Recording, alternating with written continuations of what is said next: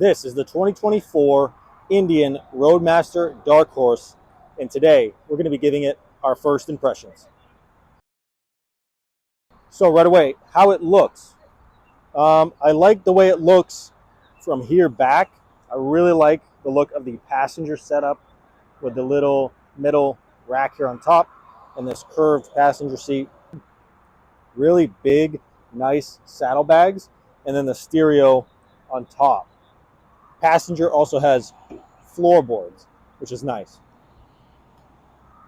As for the front, it kind of has more of a classic cruiser look, and I'm not really in love with it. It's got a really wide top here and a real narrow down by the headlight, and then it's got two big fairings protecting your legs separate from the fairing around the headlight. The dash looks a little bit old. It does have two analog, one for speed, one for tack, which I do like. And then it has what looks to be a 6-inch screen in the middle. For reference, I am 6'4" and easily flat foot both sides, very comfortably.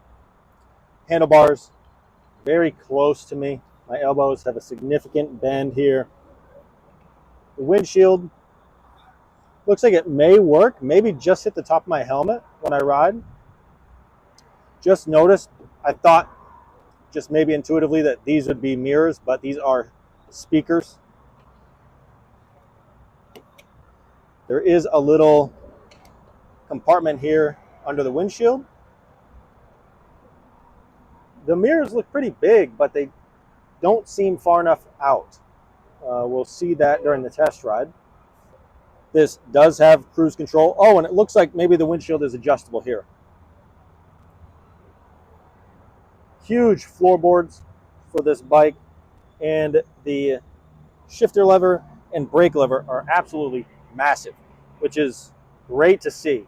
One of my big pet peeves with a lot of bikes is they have small levers for your feet. This is very comfortable. The seat hugs you, which is nice. The passenger seat looks very good. Let's get to the ride. All right, vibration during idle on the ROADMASTer Dark Horse. Not a lot at all. I was expecting more. Sounds very gurgly.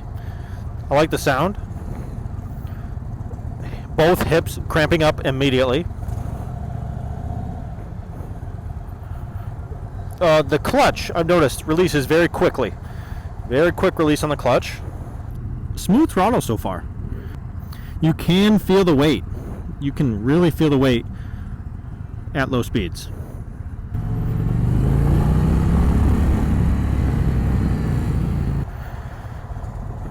I think I'm going to like this more than I thought I would.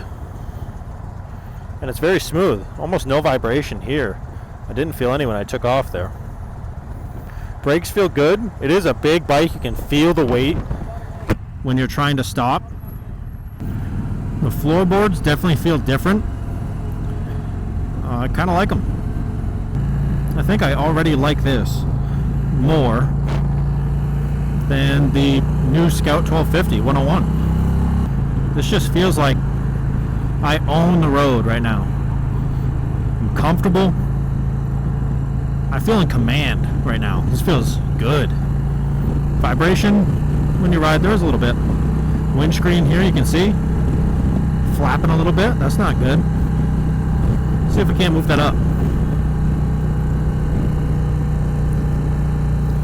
Okay, I'm 6'4". That's just under my line of sight. A little bit annoying. Throttle's nice and smooth. This is extremely comfortable. The floorboards, the big cushy seat, feels good. Wish the windscreen was a little bit taller. That's all. Not a huge deal. Shifting up so far is very smooth. I haven't shifted down. The gauge in action, I haven't looked down at all. Okay, so RPM's over here. Mile per hour is over here. Okay. Is this 6-speed? Yes, it is. Comfort unmatched. Handlebars, a little bit lower and closer than I'm used to. But I don't hate it. Makes it very comfortable. So yeah, 6 gear, doesn't have much pull in the higher RPMs, which is fine. Big shout out to Bell County Motorworks here in Temple, Texas. They were a great host and they put on a great demo. So shout out to them. Just finished the test ride of the 2024 ROADMASTer Dark Horse, and it was good and bad. Some of the bad stuff first, the windscreen, extremely floppy in high speeds, not very good, and it goes up and down, but it doesn't go very far up and down. So not the best windscreen. Number two was the shifting lever. The shifting was fine, but I felt like I had to scoot my foot way up under it to shift. Instead of just getting my toe there, I had to put my whole foot under it. Very weird feeling. The dash also, it has a screen in the middle and then the tach and speedometer in circles on the sides. As I glanced down to check my speed or RPMs or whatever, I was just met with the screen because I'm so used to glancing straight down. So you either had to pick the tach or the speedometer. It felt like you couldn't just glance at both. And the biggest thing I did not like about this bike is when you're going pretty fast and you're coming to a stop, you start to squeeze those brakes, you feel the weight of that bike going with you. You really feel the weight, which I did not like. Those brakes feel like they should be upgraded. And on to some of the things I liked. Number one, it was extremely nimble. I was blown away by how nimble. This was effortless to move like this. Beautiful. Second was the comfort. That is a hard bike to beat in comfort. The seat, the position, the floorboards, everything extremely comfortable. I enjoyed the ride. And lastly, the power did surprise me. I didn't expect that big of a bike to have that much pep. It wasn't a ton, but from what I was expecting, it was definitely more than I thought it would have. So overall, I liked it for $33,000. I'm not buying it, but if you want to, go ahead. If you guys want to see me test ride the new 2024 101 Scout, click this video right here. And if you want to see me test ride a bunch of other bikes, click this playlist right over here.